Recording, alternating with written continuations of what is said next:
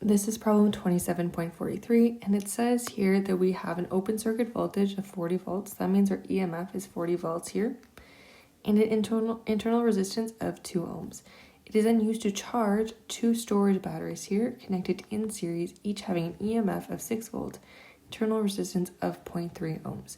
Now, the charging current is 4 amps, so that current is the same everywhere because here we have things that are in series. We are asked to figure out what additional resistance we need to add to the circuit. So here's some resistance there. We're going to use our Kirchhoff loop rule here. So we're going to have E from our first one here. This says E minus I times all of our resistance. The reason why we can do this and add them up is because we're all in series here. And when they're in series, we can just add up the resistance. And then we're going to have minus E1 minus E2. So that's going to be 0. We can just add in what we know. So we have 40 volts minus 4 amp times 2 ohms for this one here, plus, and then we have 0.3 and 0.3, and then a new resistance R, and these are all in ohms, minus 6 volts minus 6 volts is equal to 0. We can make that look nicer, and we get 28 volts minus 4 amp times 2.6 plus R ohms, and that is equal to 0. So then we see here that we have 17.6 volts minus 4 amps times R, our resistance, is equal to 0. So then we get 17.6 volts is equal to 4 amps times our new resistance R. So that means R is equal to 4.4 ohms. So that is what our resistance has to be for this to make sense given Ohm's law. Now B, it's saying, at what rate does the internal energy increase in the supply? What this means is that we have power being dissipated in the supply here due to our resistance. So because we have resistance here, we have energy dissipation happening. Now, I should probably say energy transfer happening to the resistor, but I think you get what I mean.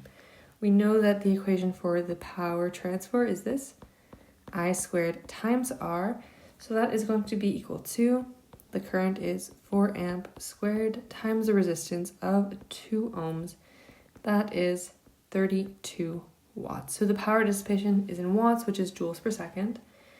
And then C says, what is the internal energy increase in the batteries? So it's the same thing here. We have energy being transferred to the resistors inside of our batteries here.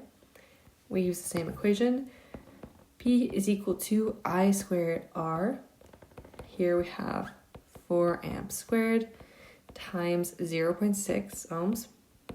Now the power dissipation is going to be the same for both of them, and this is going to give us 9.6 watts. Now D, it says, at what rate does the internal energy increase in the added resistance? So the same exact thing here. We have energy being transferred into our resistor. So then we can write that out. D, P is equal to I squared times R. Same current, it's 4 amps squared, and then we have 4.4 ohms. We just calculated that. And that gives us 70.4 watts. So it's a lot of power being transferred to that new resistor. And then E finally says, at what rate does the chemical energy increase in the battery? So here we also have this transfer of energy into the batteries themselves, right? Because that's the whole point. We're trying to charge these batteries. So we're going to use essentially the same equation, but here we're not going to talk about resistance, and instead we are going to talk about voltage. So we know that I is equal to delta V over R, or R is equal to delta V over I.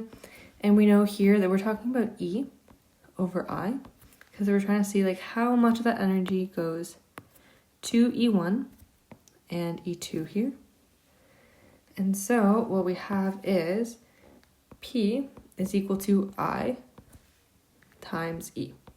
Now here we're talking about both of the batteries, so they're going to get the same amount of P, but we're just going to combine them. So P is equal to I, E1 plus E2. This is the amount of power transferred to the batteries in form of chemical potential, and this is going to be 4 amps times 6 plus 6 volts, and that is 48 watts. And that is all we have here.